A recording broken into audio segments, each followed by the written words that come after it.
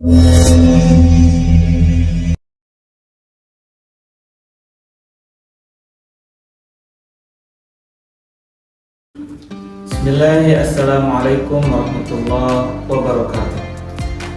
Alhamdulillah wahdah, wassalatu wassalamu ala man la nabiyya ba'dah wa ala alihi wa sahbihi wa mawalah fi kulli lamhatin wa nafasin adada ma wasi'a ilmullah amma ba'd.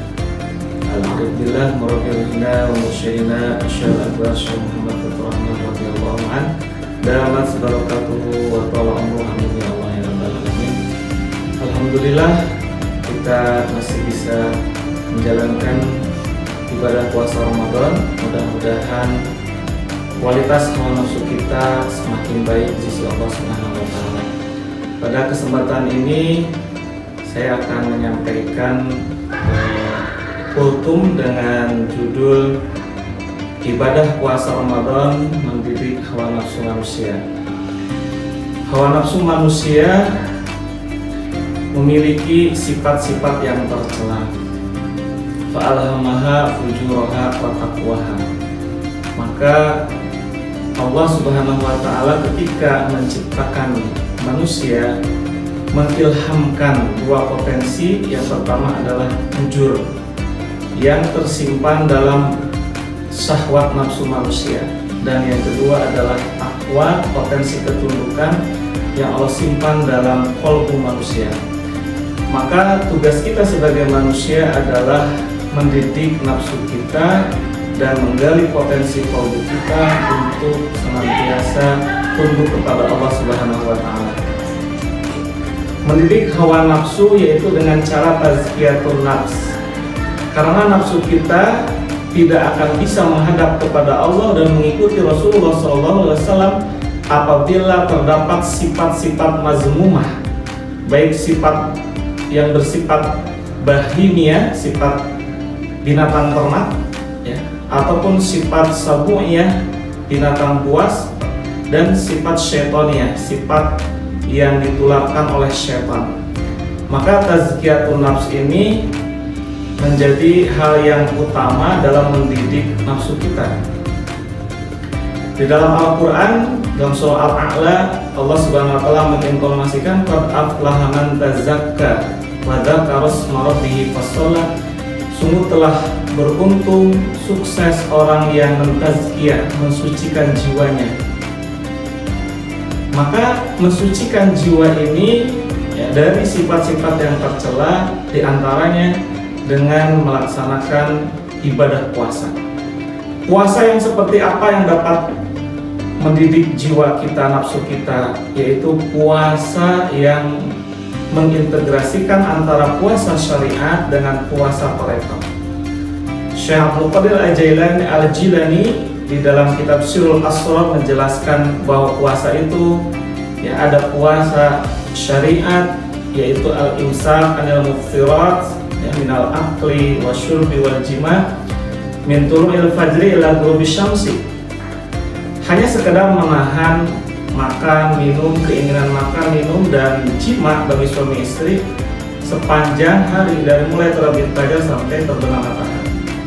Maka puasa syariat ini tidaklah cukup, harus diintegrasikan dengan puasa tarekat, yaitu mencegah nafsu ya, dari keinginan buruk, memelihara panca indera kita daripada perbuatan-perbuatan yang dilarang oleh Allah. Karena panca indera kita ini akan mempengaruhi ke dalam hati dan juga kepada nafsu kita. Maka kalau ingin kita mendidik nafsu kita di bulan Ramadan, maka puasanya harus diintegrasikan antara puasa syariat dengan puasa tarekat. Maka dengan puasa yang berkualitas ini akan memblok ya, setan ya, karena setan inilah yang memperkuat nafsu kita untuk melakukan perbuatan dosa. Maka dengan berpuasa, sebagaimana sabda Nabi SAW dalam riwayat Bukhari, Nabi bersabda, inna syaitan la yajri min bani adam majradam fadayyiku majariyahu bisyam. Yang artinya bahwasanya setan ini berjalan, artinya mengontrol manusia melalui darah, peredaran darahnya. Maka dalam ilmu kesehatan, perilaku manusia termasuk dalam psikologi dipengaruhi juga oleh darahnya, oleh hormonnya. Nah, ini setan itu mempengaruhi di situ. Ada orang yang ngantuk ketika sholat, ketika belajar, ya karena hormon ngantuknya yang dimainkan oleh setan. Ada yang mudah marah, ya, hormon marahnya ini diperbanyak oleh setan. Ada yang hormon seksualitasnya yang mendominasi dan seterusnya.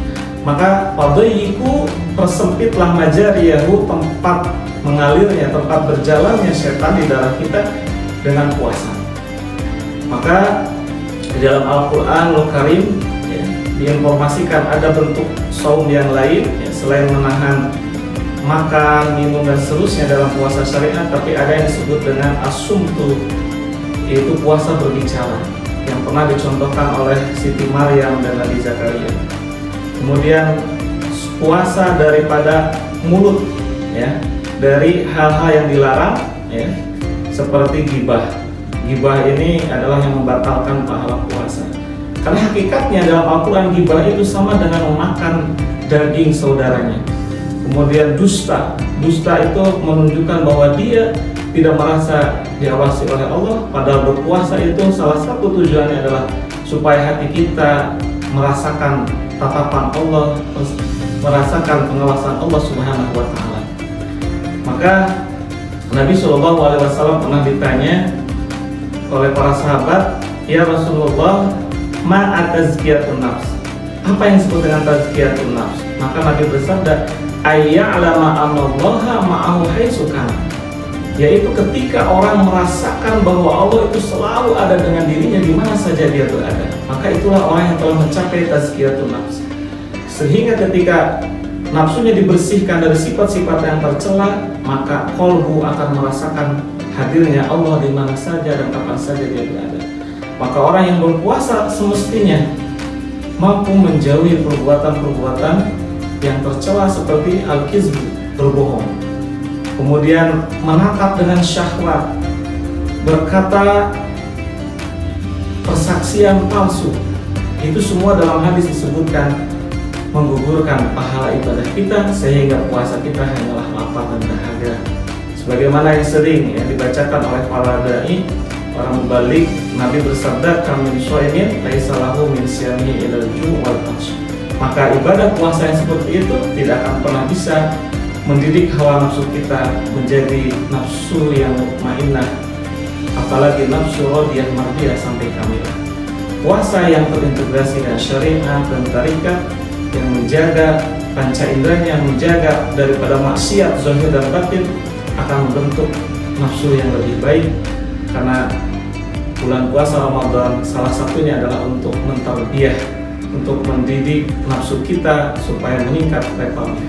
Mudah-mudahan kita semua menjadi orang-orang yang bertakwa di sisi Allah melalui melaksanakan ibadah puasa Ramadan di bulan ini. Amin ya Allah ya Rabbal Alamin. Assalamualaikum warahmatullahi wabarakatuh.